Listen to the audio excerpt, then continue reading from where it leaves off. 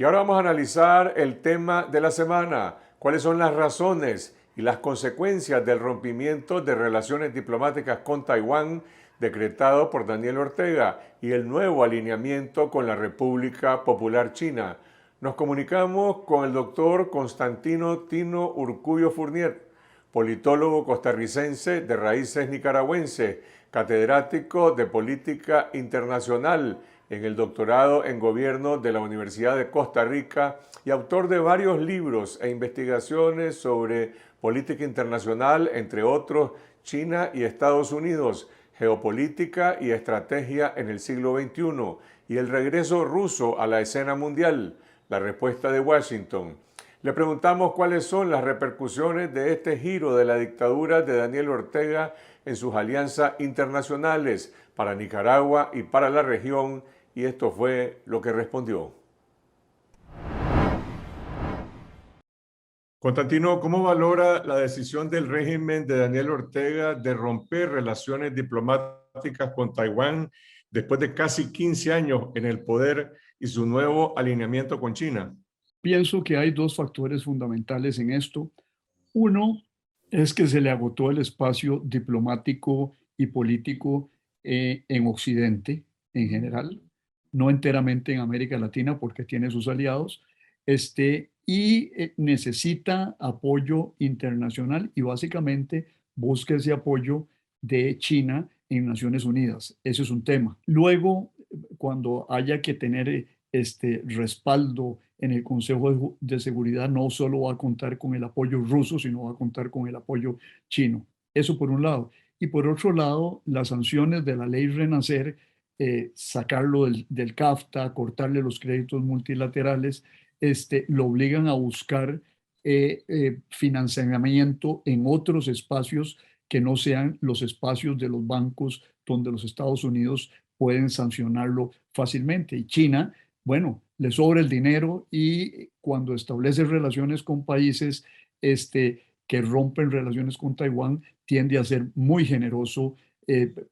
Recuerdo en Costa Rica 300 millones de compra de deuda externa, cuando el gobierno del FMLN restableció relaciones con la República Popular China. Después vinieron créditos generosos por 500 millones de dólares y luego se desarrolló la relación más intensamente durante el gobierno de Bukele. Ortega dijo el viernes que el alineamiento con China lo justificó básicamente por razones ideológicas y por su afinidad con el Partido Comunista Chino. Pero bueno, no lo hizo durante casi 15 años de relaciones que tuvo su gobierno con Taiwán. ¿Por qué? Porque, como lo dice ampliamente la prensa internacional, obtenía grandes réditos para su familia de la relación con Taiwán. No es que Taiwán no invirtiera en proyectos de desarrollo, pero estaban chantajeando a Taiwán, sacándole plata a cambio de mantener el reconocimiento de las relaciones diplomáticas. Y yo quisiera hacer una precisión ahí. Ortega se equivoca al decir que la relación se establece por motivos ideológicos. Los chinos no andan en eso. Es decir, Hugo Chávez al inicio quiso montar a los chinos en la cuestión de la revolución. Los chinos no andan predicando la revolución, andan haciendo negocios y rivalizando como gran potencia con los Estados Unidos. Inclusive hablan del socialismo con características chinas o del socialismo de mercado y aplican mecanismos de mercado. Daniel Ortega sigue en la mente con su visión guerrillera marxista de los años 60 y 70 de economía centralmente planificada. Si en algún lugar se aplican los mecanismos de mercado es en China. Y los chinos no andan predicando ideología, sino juegan dos juegos. Uno, poder, y el otro, comercio y comercio sobre materias primas básicas que necesitan para su desarrollo. No hay una orientación ideológica en la política exterior china, salvo en lo que se refiere a decir nosotros en nuestro sistema somos más eficientes en producir el desarrollo que los países occidentales. ¿Cuál sería entonces la motivación de fondo de Ortega si lo ideológico no tiene ningún sustento? ¿Es una cuestión de colocar a Nicaragua en una competencia geopolítica o meramente la búsqueda de recursos económicos? Recursos económicos y apoyo político. Apoyo político en el marco de una situación internacional donde no se discute lo que se discutía en la Guerra Fría, la competencia entre dos tipos de regímenes. Uno, con economía centralmente planificada y con partido único. Hoy el tema de la economía centralmente planificada desapareció y lo que está buscando Ortega es, con esa alusión a la revolución, que los chinos no hablan de revolución en ninguno de sus documentos, es maquillarse internamente, porque inclusive Rusia no anda en ese juego. El Putin es pura y simplemente realpolitik, centrado en los poderes y los intereses del Estado ruso, que es un estado de capitalismo de Estado, con partido único disfrazado. Los chinos no lo disfrazan, plantean que solo hay un partido y ahí en ese sentido podría haber alguna coincidencia ideológica, pero los chinos no andan predicando su régimen político con la intensidad que lo predicaron los soviéticos. Taiwán le otorgaba a Nicaragua un promedio de 25, 30 millones de dólares anuales en cooperación, sin ninguna clase de ataduras ni compromisos. ¿Qué puede lograr Ortega a corto plazo, digamos en 2022, con esta nueva relación con China? Donaciones, préstamos, inversiones. Inversiones requiere más tiempo, donaciones es fácil. A Costa Rica le donaron un estadio que costó 82 o 90 millones de dólares. Inmediatamente le compraron millones de la deuda costarricense. Esto lo han hecho en otros países del Caribe, por ejemplo, donar estadios, hacer donaciones generosas, y tienen más plata los chinos, como lo decía un amigo común nuestro, que los chinos fácilmente superan los 50 millones de dólares en regalos, y lo van a hacer rápidamente probablemente. En su discurso de este viernes, Ortega intentó resucitar el cadáver del proyecto del canal interoceánico que nunca se llegó a construir en Nicaragua, y dijo: ese proyecto está vivo y ahora estamos en relaciones con China. Este proyecto de la empresa HKND siempre fue negado por el Estado chino. ¿Tendría interés China, ahora con relaciones diplomáticas con Nicaragua, de resucitar ese cadáver?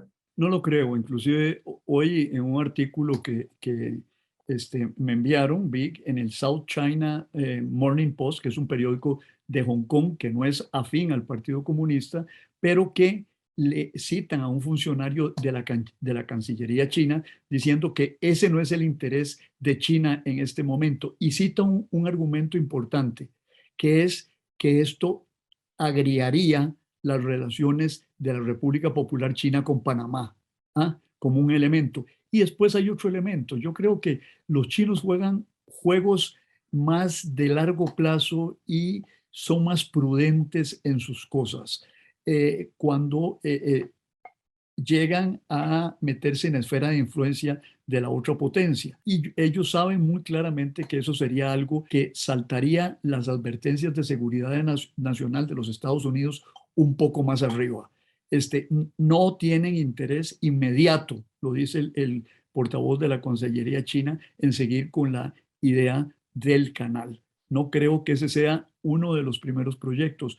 Creo que uno de los primeros proyectos está relacionado con el Golfo de Fonseca, donde ya se ha hablado mucho de eso, de a partir del puerto de la Unión plantear un ferrocarril interoceánico que vincule el Pacífico de Honduras, Nicaragua y El Salvador con el Atlántico. Eso es un proyecto más interesante, además más rentable para las compañías chinas, construir un tipo de proyecto de eso, que meterse en la cuestión del canal de Nicaragua, donde hay oposición interna en Nicaragua muy amplia. Medardo Mairena creo que es el gran líder campesino que lideró eso en Nicaragua, y yo creo que no van a enfrentar o a arriesgarse una confrontación más abierta con los Estados Unidos, porque me parece que la presencia china en Centroamérica es una presencia que obedece más a la competencia por influencia que a una confrontación abierta. Los chinos no están buscando una confrontación abierta en Centroamérica, más allá de Nicaragua. Lo que buscan es competir por la influencia y desalojar a Taiwán de posiciones que le dan una gran influencia más allá de sus dimensiones como país en el mundo. Y no es grande, ya eran 21 países, hoy son 14 y se va a ir disminuyendo eso. La lucha china es la diplomacia del reconocimiento en torno a Taiwán. Y siguen en Centroamérica el tema de Honduras, queda Guatemala y queda Belice. ¿Qué va a pasar? Pues es una competencia por influencia, pero no es una confrontación. Mencionaste la puerta de entrada de los chinos cuando establecieron relaciones con Costa Rica, también, bueno, con El Salvador, Panamá, República Dominicana, pero en el momento en que se asienta esa relación y se pasa de las donaciones, los estadios, los regalos, a los proyectos de inversión con las empresas chinas, ¿cómo funciona el modelo? ¿Cuál ha sido la experiencia en Costa Rica y en los otros países?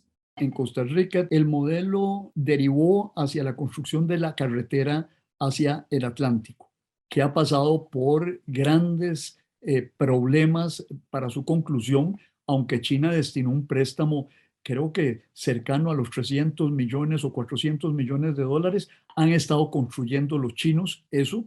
Es una carretera que abre la posibilidad de un canal seco, porque podría continuarse hasta el Pacífico. Ahí ha habido dificultades de parte de los chinos, pero de parte también de Costa Rica, que no ha sabido llevar adelante el tema de las expropiaciones. Pero ayer publicaba Confidencial un artículo con unas declaraciones del expresidente Luis Guillermo Solís, donde él señalaba que las cosas se ponen difíciles en el momento de la ejecución de otro tipo de proyectos. Nicaragua, yo creo que lo que va a enfrentar ahora es la etapa de donaciones, préstamos blandos, pues la luna de miel de los primeros días.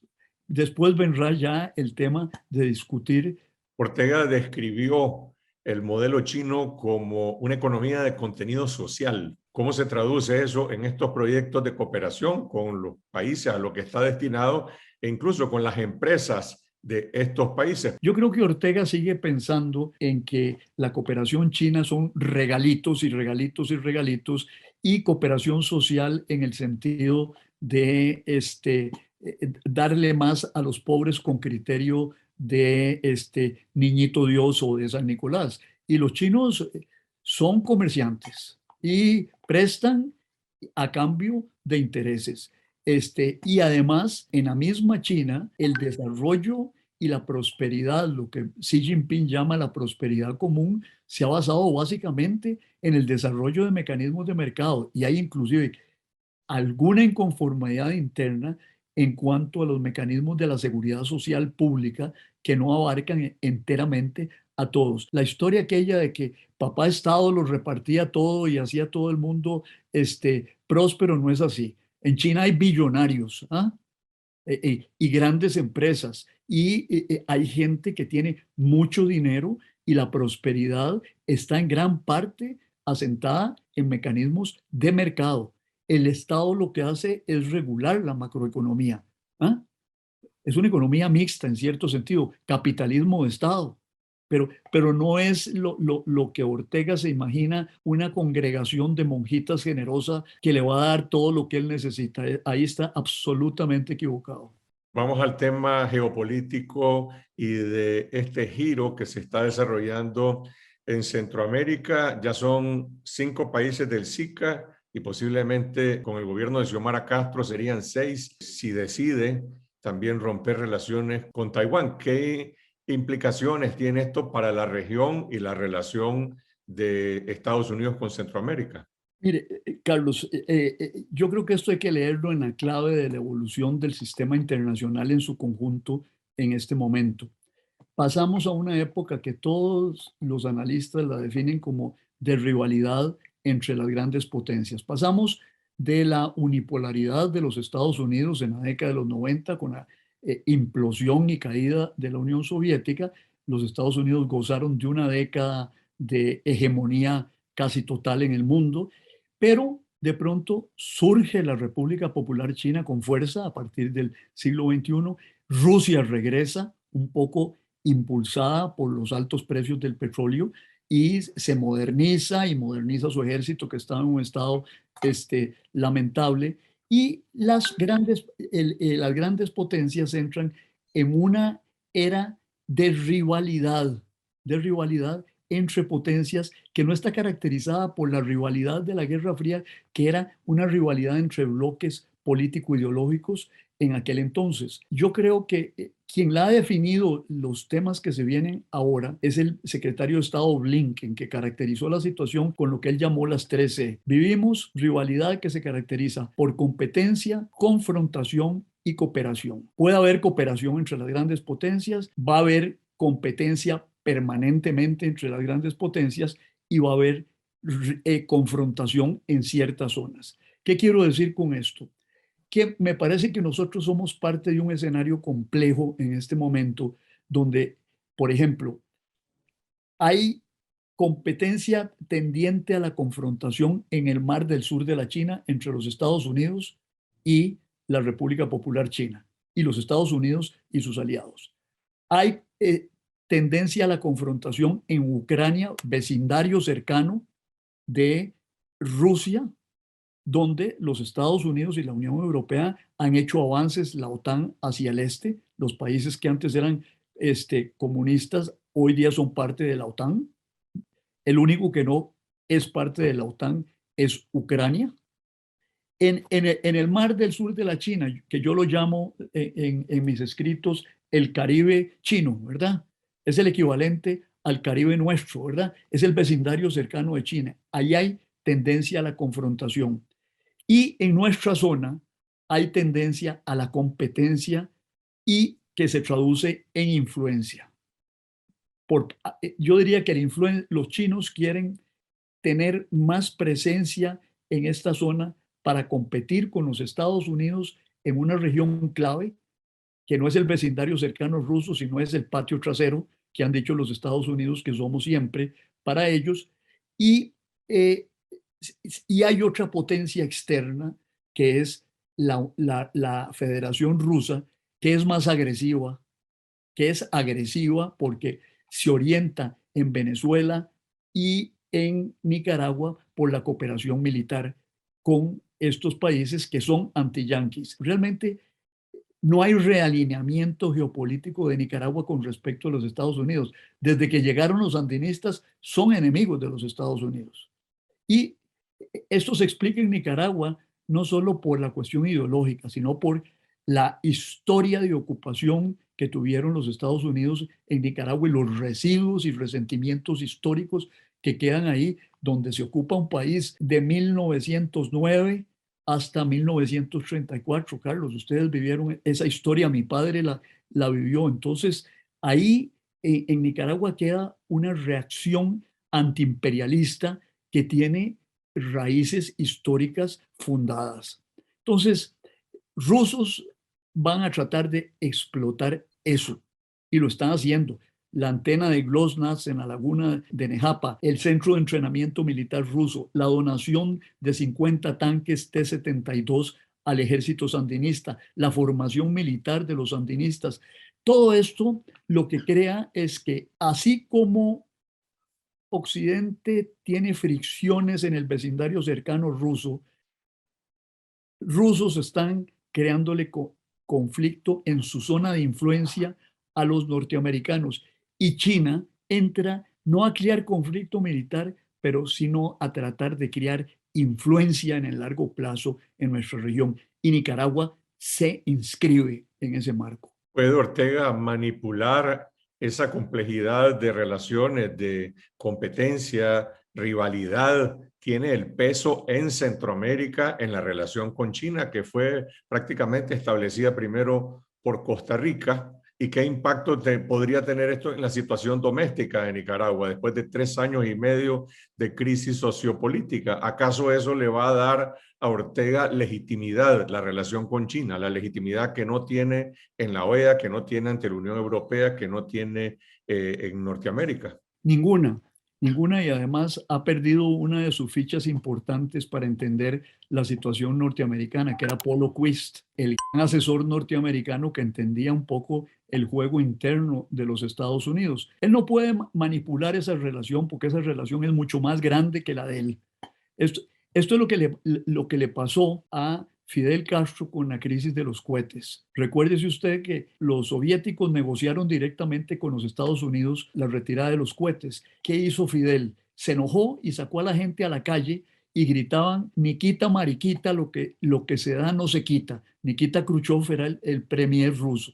Es decir, estos países tienen que entender que si se meten en ese juego, al final los que van a negociar son los grandes entre sí, porque van a negociar la situación en la región, pero van a intercambiar fichas, ¿ah? Van a intercambiar fichas por otras fichas en otras regiones del mundo. Pienso en Ucrania, pienso en el Cáucaso, en Georgia, pienso en Armenia, pienso en el mar del sur de la China también. Es decir, las grandes potencias llegarán a acuerdos en esas zonas y harán trade-off, intercambios. Bueno, eh, me solucionas este problema de Cuba, que fue lo que le dijo Kennedy a Khrushchev, pero Khrushchev le dice: sí, te lo soluciono, ¿ah? Pero me retiran los cohetes de Turquía, y en secreto se los retiró. Y yo creo que así fue como terminó la crisis centroamericana, cuando Vladimir Kasimirov,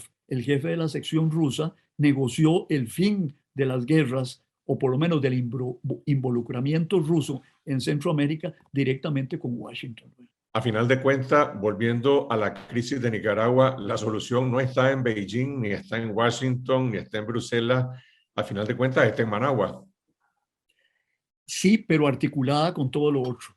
Es decir, ahí hay que pensarlo multidimensionalmente y multifactorialmente. ¿Cómo se articulan todos esos factores? Porque no podemos pensar que los procesos internos de Managua estén desvinculados de eso. ¿Cómo se van a quitar los nicaragüenses de encima la base rusa? ¿O cómo van a garantizar que los tanques no se empleen contra el pueblo o contra otros países centroamericanos?